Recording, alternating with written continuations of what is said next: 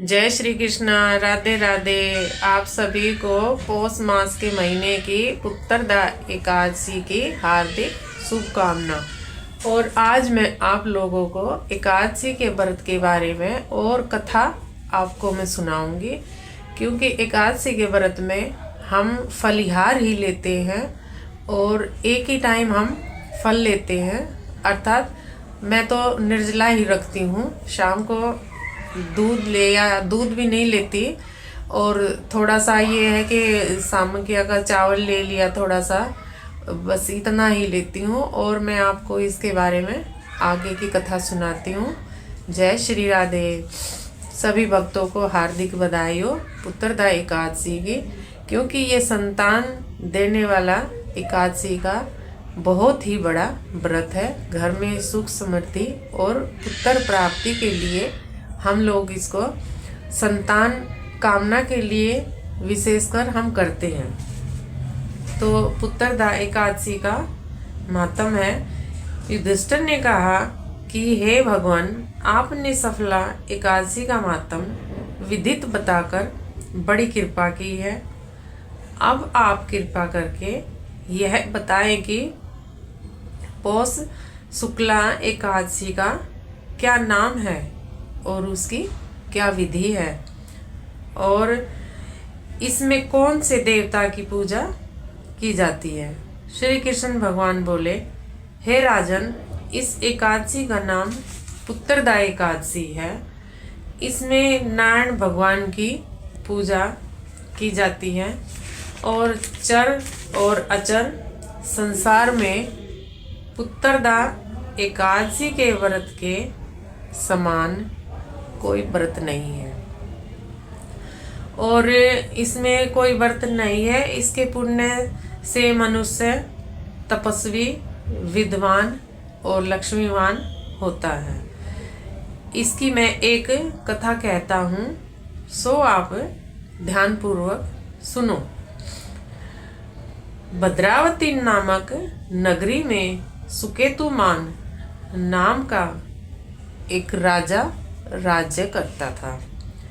उसका कोई पुत्र नहीं था और उसकी स्त्री का नाम शिवैया था। वह निपुत्री होने के कारण सदैव चिंतित, अर्थात वो चिंता में रहा करती।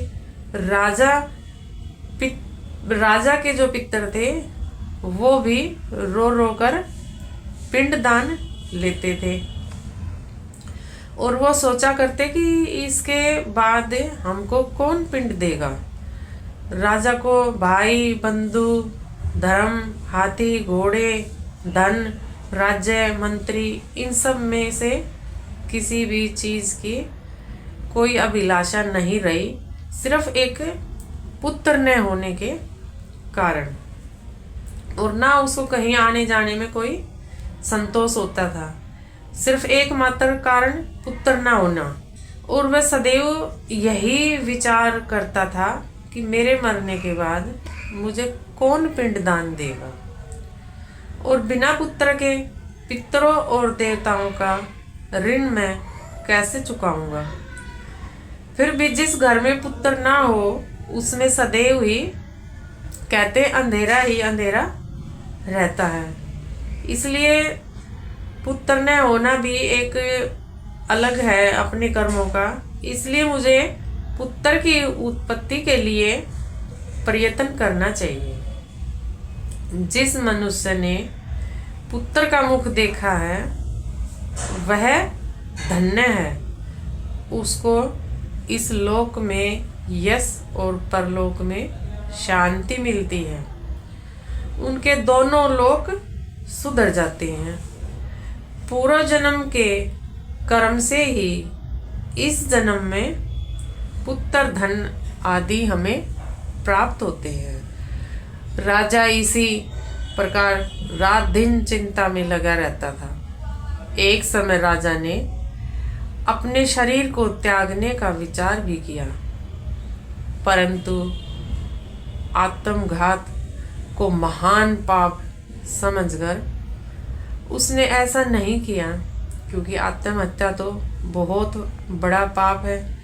एक दिन राजा ने ऐसे ही विचार करते हुए अपने घोड़े पर चढ़कर वन को चला गया।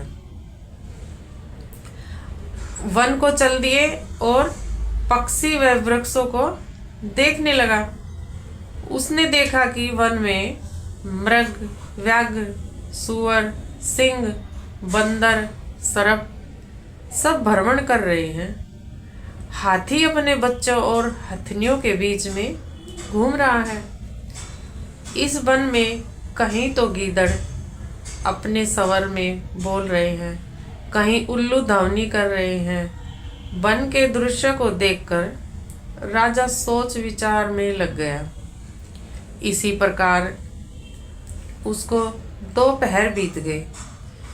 वह सोचने लगा कि मैंने कई यज्ञ भी किए हैं, ब्राह्मणों को स्वादिष्ट भोजन से भी तृप्त किया है, फिर भी मुझे यह दुख कैसे प्राप्त हुआ और क्यों हुआ।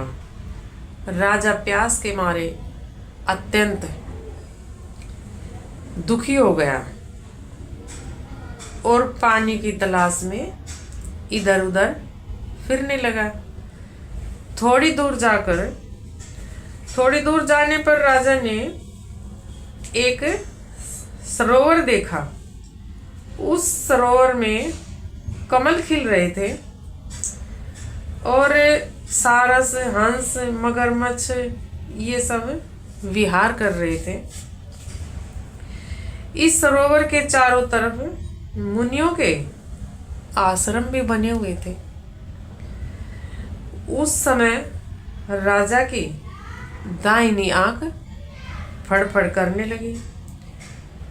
राजा शुभ शकुन समझकर घोड़े से उतरकर मुनियों को दंडवत प्रणाम करने गए और प्रणाम करके उनके सामने ही राजा बैठ गए।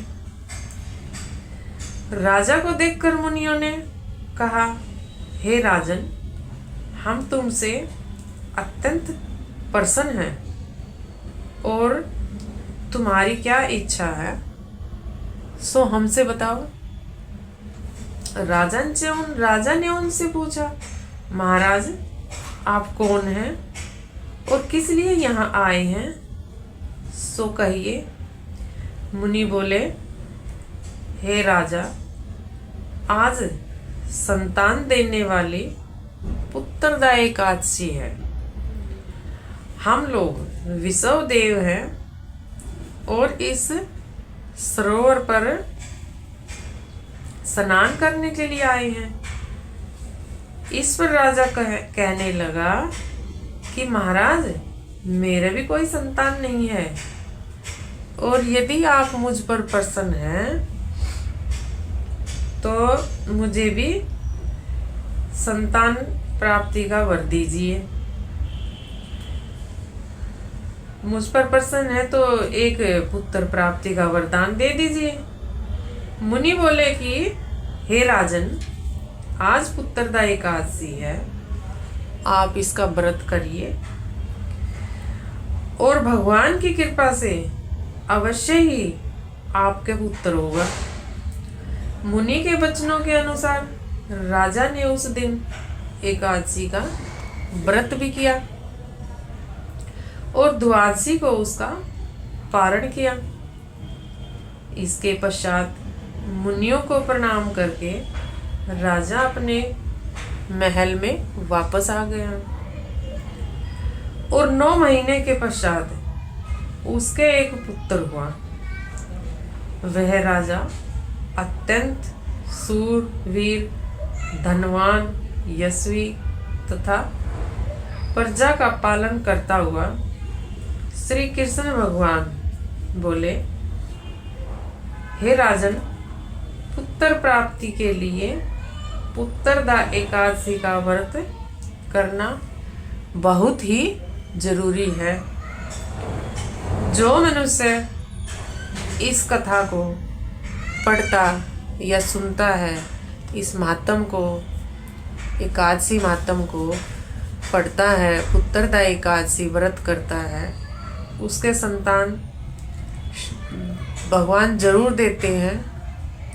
और इस कथा को जो सुनता है, मातम दूसरे को सुनाता है, उसको अंत में स्वर्ग की प्राप्ति होती है।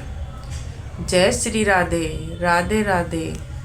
एकादशी मातम की कथा संपूर्ण हो गई। जय जय श्री राधे।